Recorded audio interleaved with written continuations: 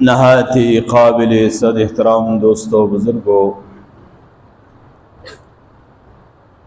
ماہ محرم الحرام کا آج دوسرا جمعہ ہے اور یہ حرمتوں اور فضیلتوں والا مہینہ اللہ نے ہمیں اپنی زندگیوں میں ایک مرتبہ پھر عطا فرمایا ہے۔ اللہ ہمیں قدردانی کی توفیق عطا فرمائے۔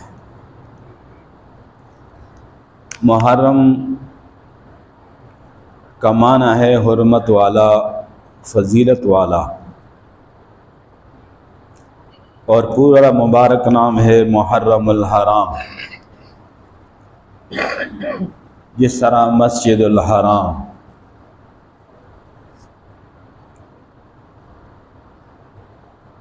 اور بیت اللہ شریف اور حرم شریف کو بھی محرم کہا جاتا ہے کہ حضرت ابراہیم علیہ السلام نے اپنی اولاد کو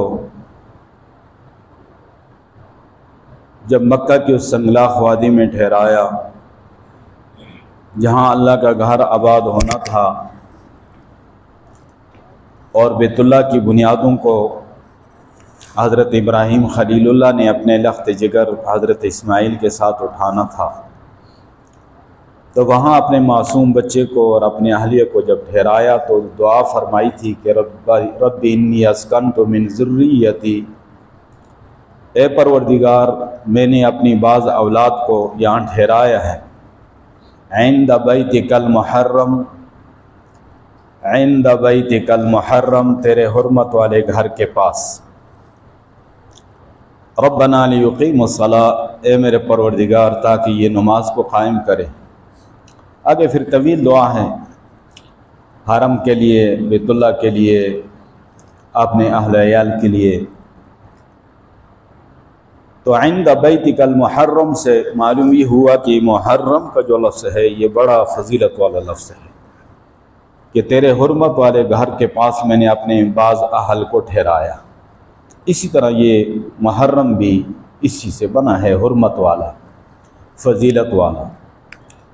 اور کب سے ہے؟ جب سے اللہ نے اس کائنات کو بنایا، اس کائنات کے نظام کو بنایا، رات دن کا نظام بنایا، ماہ و سال کا نظام بنایا، اس وقت سے ہی یہ مہینہ حرمت والا۔ قرآن شریف میں اللہ تعالیٰ نے سورۃ توبہ آیت 13 میں فرمایا کہ ان عدۃ الشہور عند اللہ 12 شہرا فی کتاب اللہ، بے شک مہینوں کی گنتی اللہ کے نزدیک وہ 12 مہینے ہیں جو اللہ کے علم میں، اللہ کی کتاب میں یہ طے شدہ ہے پہلے سے۔ 12 مہینے، منہا 4 حرم، ان میں سے 4 مہینے حرمت والے ہیں۔ فلا تظلموا فیہن انفسکم، بالخصوص ان حرمت والے مہینوں میں گناہ نافرمانی کر کے اپنی جانوں پہ ظلم نہ کرنا۔ وہ 4 مہینے منہا 4 حرم، قرآن کہتا ہے ان 4 مہینوں میں سے جو حرمت والے ہیں ان میں محرم بھی ہے، بلکہ پہلے نمبر پہ محرم ہے۔ ذی-قعدہ، ذوالحج، محرم، یہ لگاتار 3 مہینے، اور رجب کا مہینہ جو جمادی ثانی اور شعبان کے درمیان ہے، یہ 4 حرمت والے مہینے۔ یہ اس وقت سے اللہ نے یہ حرمت اور فضیلت عطا کی ہے جب سے اللہ نے اس کائنات کو بنایا ہے۔ یوم خلق السماوات والارض، جب سے اللہ نے زمین و آسمان کو بنایا ہے اس وقت سے ہی اللہ نے حرمت اور فضیلت عطا کی ہے ان مہینوں۔ شیخ عبد القادر جیلانی محبوب سبحانی رحمۃ اللہ علیہ فرماتے ہیں، احادیث کی روشنی میں، شریعت کی روشنی میں وہ فرماتے ہیں کہ محرم کا جو مہینہ ہے اس کی فضیلت کے بارے میں فرماتے ہیں کہ اسی مہینے میں اور اس مہینے کی 10 تاریخ کو حضرت آدم علیہ السلام کی توبہ قبول. بنیاد طالبین اٹھا کے دیکھ لو. اور فرمایا کہ اسی محرم کی 10ویں تاریخ کو حضرت نوح علیہ السلام کی وہ کشتی جودی پہاڑ پہ ٹھہری اور اللہ نے ان کو سلامتی عطا کی اور باقی نافرمانوں کا صفایا ہوا. حضرت ابراہیم علیہ السلام کو آتش نمرود سے اللہ تبارک و تعالی نے نجات عطا فرمائی اور یہ محرم کا مہینہ اور 10ویں تاریخ. حضرت موسیٰ علیہ السلام بنی اسرائیل کے ساتھ سلامتی کے ساتھ گزر کے دریا سے پار ہو گئے. فرعون اور اس کے لشکر کو اللہ نے غرق کر دیا. محرم کا مہینہ اور اس کی 10ویں تاریخ. حضرت یونس علیہ السلام کو مچھلی کے پیٹ سے اللہ نے رہائی عطا فرمائی. محرم کا مہینہ اور اس کی 10ویں تاریخ. حضرت عیسیٰ علیہ السلام کو یہود کی سازشوں اور شرارتوں سے محفوظ فرما کر آسمانوں پہ اللہ نے اٹھا لیا. محرم اور اس کی 10ویں تاریخ.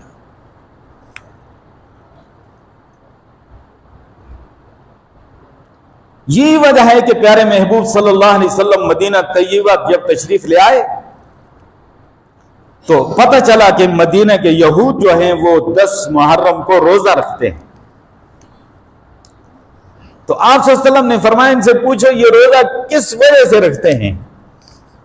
جب پوچھا گیا تو وہ کہتے ہیں کہ بنی اسرائیل کو حضرت موسیٰ علیہ السلام کے ساتھ اللہ نے فرعون سے رہائی اور نجات عطا فرمائی اور سلامتی کے ساتھ دریا سے پار کر دیا اور فرعون کو لاہ لشکر سمیت غرق کر دیا. ہم اس کے شکریہ کے طور پہ 10 محرم کو روزہ رکھتے ہیں. حضور پاک صلی اللہ علیہ وسلم نے فرمایا کہ حضرت موسیٰ علیہ السلام کے زیادہ میں قریب ہوں اور میں حضرت موسیٰ علیہ السلام کا وارث ہوں، لہذا فرمایا کہ تم 10ویں تاریخ کے روزے کے ساتھ ساتھ 11ویں تاریخ کا روزہ بھی رکھنا. یہود کی مخالفت کرنی ہے، وہ 10 تاریخ کو روزہ رکھتے ہیں، تم ساتھ 11ویں تاریخ کا روزہ بھی رکھنا. اس معاملے میں بھی یہود کی مشاہدت سے آپ صلی اللہ علیہ وسلم نے منع فرمایا اور فرمایا آئندہ سال میں زندہ رہا تو میں 10ویں تاریخ کے ساتھ 11ویں تاریخ کا بھی روزہ رکھوں گا. معلوم یہ ہوا کہ محرم کی یہ 10ویں تاریخ کا جو روزہ ہے اس کی بڑی اہمیت اور بڑی فضیلت ہے. اور جب تک ماہ رمضان کے روزے فرض نہیں ہوئے تھے محرم کی 10ویں تاریخ کا روزہ فرض تھا، لیکن ماہ رمضان کے روزوں کی فرضیت کا حکم جب آ گیا تو اللہ تبارک و تعالیٰ نے محرم کی 10ویں تاریخ کے روزے کی فرضیت کا حکم اللہ نے منسوخ کر دیا. اب محرم کی 10ویں تاریخ کو روزہ رکھنا فرض تو نہیں ہے لیکن سنت ہے. 10ویں تاریخ کا روزہ رکھنا سنت ہے. اور پیارے نبی صلی اللہ علیہ وسلم نے فرمایا کہ جو محرم کی 10ویں تاریخ کا روزہ رکھے گا اس کے 1 سال گزشتہ کے گناہوں کا کفارہ اللہ بنا دے گا. ایک روزہ 1 سال گزشتہ کے گناہوں کا کفارہ اللہ بنا دے گا. تو معلوم یہ ہوا کہ ہمیں ماہ محرم کی 10ویں تاریخ کو روزہ رکھنا چاہیے اور پیارے محبوب صلی اللہ علیہ وسلم کی سنت پہ عمل ہو جائے گا. 1 سال گزشتہ کے گناہوں کا کفارہ بن جائے گا. شہداء کربلا کے ساتھ مناسبت اور مشابہت ہو جائے گی اور سبھی کہتے ہیں کہ وہ بھوکے پیاسے شہید ہو گئے تھے، تم اس دن بھوکا پیاسا رہو تاکہ ان شہداء کربلا کے ساتھ ہماری کوئی نہ کوئی مناسبت ہو جائے. عجیب منطق ہے کہ وہ بھوکے پیاسے شہید ہو جائیں اور ہم اس دن جناب علی شربتیں پیتے اور پلاتے رہیں اور خصوصی طور پہ عجیب عجیب قسم کی ڈشیں بناتے اور کھلاتے رہیں چیز میرے پیٹ میں جا رہی ہے، آپ کے پیٹ میں جا رہی ہے، روحانی طور پہ انہیں کیا مل رہا ہے؟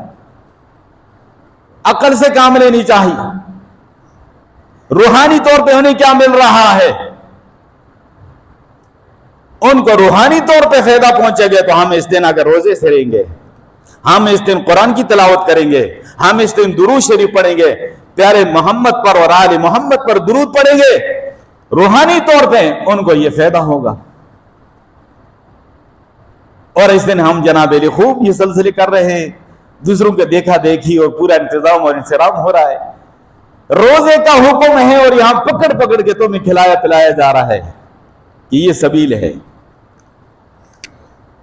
یہ غیروں کی مشابہت کی وجہ سے یہ ٹھیک نہیں ہے، اس پہ تمہیں کوئی ثواب نہیں ملے گا، یہ صرف دکھلاوا ہے، ریاکاری ہے، دیکھا دیکھی ایک عمل ہے، غیروں کے ساتھ مشابہت ہے۔ غریبوں پہ صدقہ کرو، کتنے لوگ ہیں کہ وہ بھوکے اور پیاسے ہیں، کتنے لوگ ہیں کہ وہ غربت کی زندگی گزار رہے ہیں، کتنے لوگ ہیں کہ وہ غربت کی وجہ سے جناب علی خودکشیاں کر رہے ہیں۔ یہی رقم اللہ کے راستے میں صدقہ کر دو، شہداء کربلا کو بھی فائدہ پہنچے گا، تمہیں روحانی طور پہ فائدہ پہنچے گا۔ تو یہ ایک سلسلہ چل پڑا ہے اور اس کو اچھے بھلے لوگ کرتے ہیں، ایک روایت بن گئی ہے، ایک رسم بن گئی ہے، ایک سلسلہ چل پڑا ہے۔ اب اگر میں بات کر رہا ہوں تو سمجھ نہیں آ رہی، آپ کسی کو دعوت دیں گے سمجھ نہیں آئے گی، کیونکہ ایک روایت جو بن گئی ہے۔ تو شہداء کربلا کی عظمت کو سلام، تمہیں مبارک ہو کہ تم وہ خوش نصیب لوگ ہو کہ تم اہل بیت سے بھی محبت کرتے ہو، تم صحابہ اکرام سے بھی محبت کرتے ہو۔ پیارے محبوب نے فرمایا میرے صحابہ ستاروں کی مانند ہیں، میرے اہل بیت کشتی کی مانند ہیں۔ جب کشتی میں سوار ہو جاؤ گے، ستاروں سے رہنمائی لو گے۔ پرانے زمانے میں دریاؤں میں سفر ہوتا تھا، کشتی میں لوگ سوار ہوتے تھے، ستاروں سے رہنمائی لے کر اپنی سمت جہت راستے کا تعین کر کے اپنی منزل کی طرف پہنچتے تھے۔ تو فرمایا کہ میرے صحابہ ستاروں کی مانند، میرے اہل بیت کشتی کی مانند، کشتی میں سوار ہو کر تم ستاروں سے رہنمائی لے کر چلو گے تو تمہارا بیڑا پار ہو جائے گا۔ اور اللہ کا شکر ادا کرو کہ تمہیں اللہ نے یہ سعادت عطا کی ہے کہ تم صحابہ کے بھی غلام ہو اور اہل بیت کے بھی غلام ہو، اور غلامی دونوں کی ہمارے ایمان کے لیے شرط ہے۔ ان دونوں ہستیوں کی غلامی ہمارے دونوں کی محبت ہمارے ایمانوں کے لیے شرط ہے، اور یہ سعادت اللہ نے ہمیں عطا کی ہے۔